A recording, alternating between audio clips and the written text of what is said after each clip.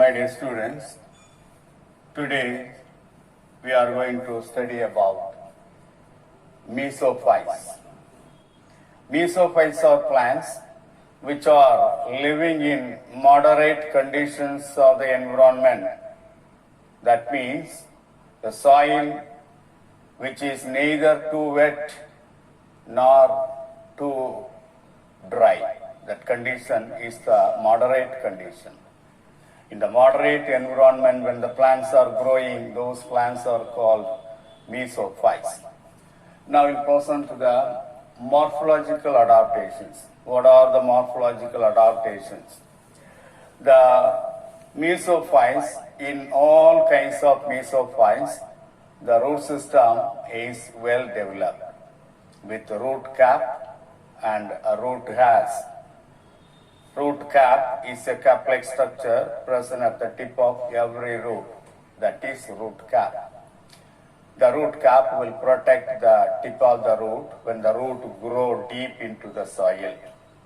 The root hairs are minute hair-like structures seen just below the root cap, and they are the place for the absorption of water. The stem is aerial, stout, and highly branched. The leaves are large, broad, thin, with different shapes. Different shapes of leaf lamina can be seen, that is differ from one plant to other plants. Come to the anatomical adaptations. The cuticle is moderately developed, not too thin, not too thick, moderate cuticle. Epidermis is well developed. Epidermis is the outermost protective layer in the root, stem and leaves. The epidermis is well developed. Stomata can be seen both in the upper as well as in the lower epidermis. Mesophyll tissue in the leaf can be differentiated into palisade parenchyma and spongy parenchyma. Already I told you what is mesophyll tissue. It is a ground tissue present between the upper epidermis and lower epidermis, and that ground tissue is the mesophyll tissue that can be differentiated into palisade parenchyma and spongy parenchyma. Here, vascular tissues and mechanical tissues are fairly developed. In the case of xerophytes, mechanical tissues, vascular tissues are very well developed, but here, moderately developed. Come to the physiological adaptations. All the physiological processes in mesophytes are normal. Here, temporary wilting takes place at room temperature when there is a water scarcity. So these are all the physiological conditions can be seen in mesophytes. Tropophytes. What are tropophytes?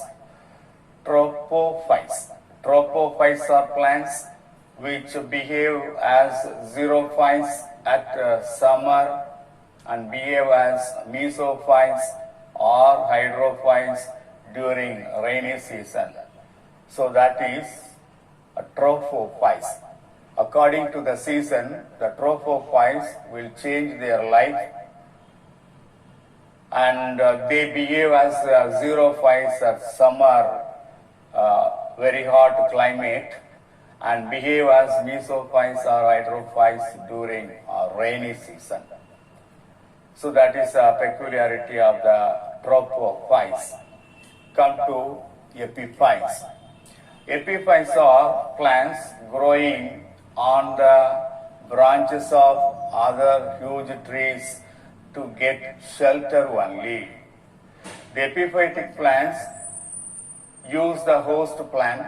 What is a host plant? The plant in which epiphytes are growing. That is the host plant. Epiphytes use the host plant only for shelter, not for absorbing water or food material. The epiphytes never get food materials or water from the host plant. But the parasitic plants will absorb water, minerals, food materials, everything from the host plant, host organism, and also cause disease. So that is the difference between epiphytes and parasites.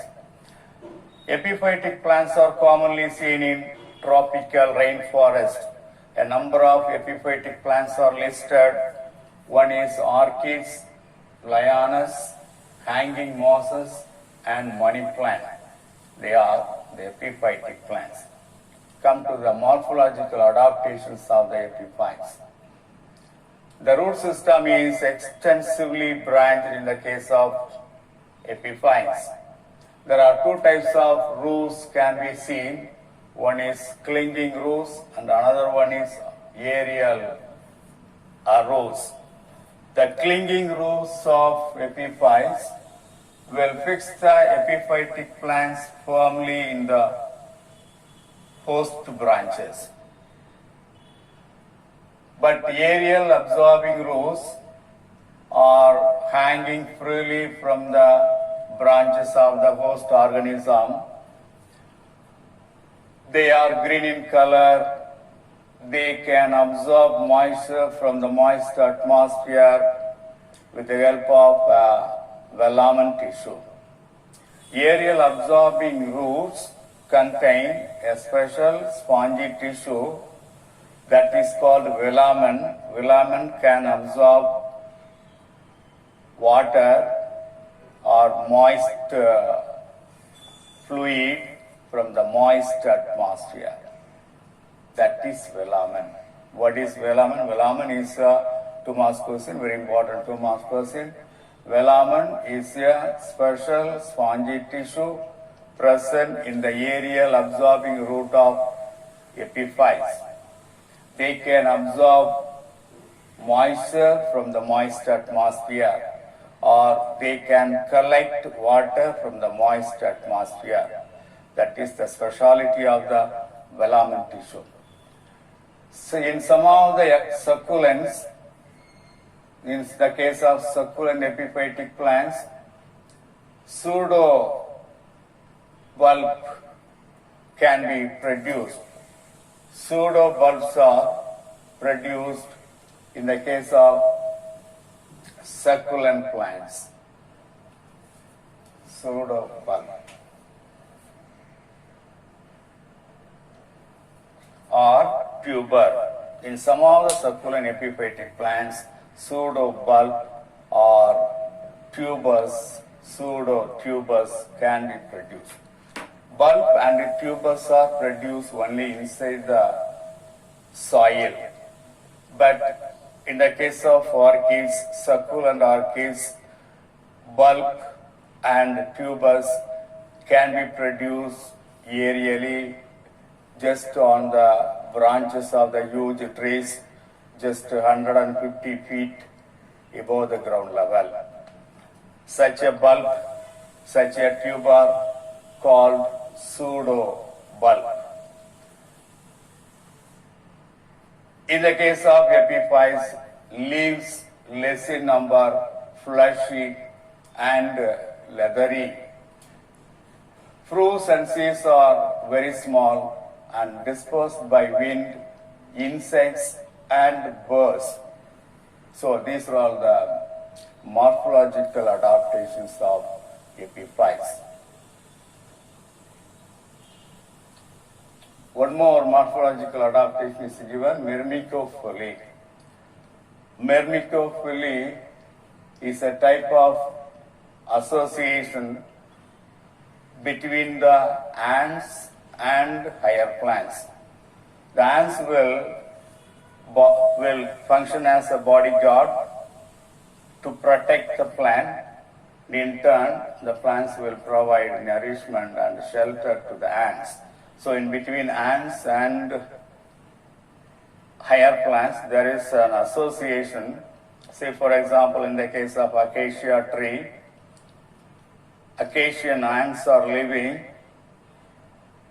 The acacian ants will protect the plant from enemies.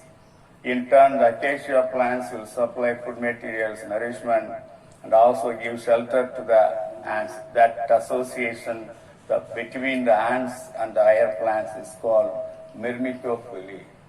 The myrmecophily type of association is very common as far as epiphytic plants are concerned.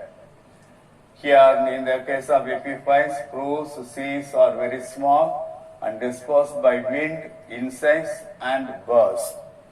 Come to the anatomical adaptation. Presence of multi-layered epidermis is a characteristic feature of epiphytes, as in the case of xerophytes. Usually in mesophytes and commonly in other plants, only a single layered epidermis is seen as the outermost protective layer. But in the case of epiphytes, multi-layered epidermis can be seen. Presence of exodermis, it is a unique characteristic feature as far as epiphytes are concerned. In between velamen tissue and cortex tissue, there is a layer, uniseriate layer, that is called exodermis. What is exodermis? It is just like that of the epidermis, but is present just inside the velamen tissue, that is in between velamen tissue and cortical tissue. Epidermis is the outermost layer that is present outer to the velamen tissue, but exodermis is a layer present inner to the velamen tissue. The exodermis can be seen only in epiphytic plants. In epiphytic plants, thick cuticle and sunken stomata present. Cuticle is a waterproof layer present just outer to the epidermis that will check the transpiration. Transpiration can be prevented by the presence of cuticle. Here, stomata is located in the cavities. When the stomata are in the cavities, such as stomata are called sunken stomata. The presence of sunken stomata is an anatomical process in order to reduce transpiration. In succulents, water storage tissue present like that of the succulents of xerophytic plants. In xerophytic succulents as well as epiphytic succulents, water storage tissue present which store plenty of water in order to withstand the dry condition, extreme dry condition. In order to overcome the extreme dry condition, water storage tissue can be seen. The water storage tissue that will store more water in that will be used during the drought season or dry season. Come to the physiological adaptation. Velamen tissue is a special absorbing structure used to absorb water because the root system of the epiphyte is not connected with the soil. So the epiphytic plant depends on the water from the atmosphere, moist atmosphere.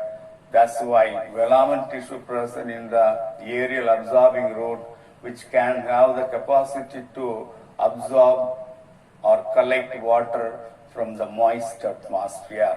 So that is one speciality. Come to the TS of an aerial root of orchid showing velamen tissue, that is given in the page number 139, figure 6.25.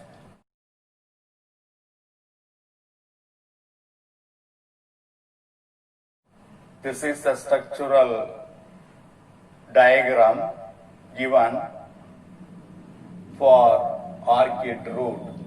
Epidermis, outermost layer, uniseriate layer, protective layer, consists of parenchyma cells. The cells are compactly arranged.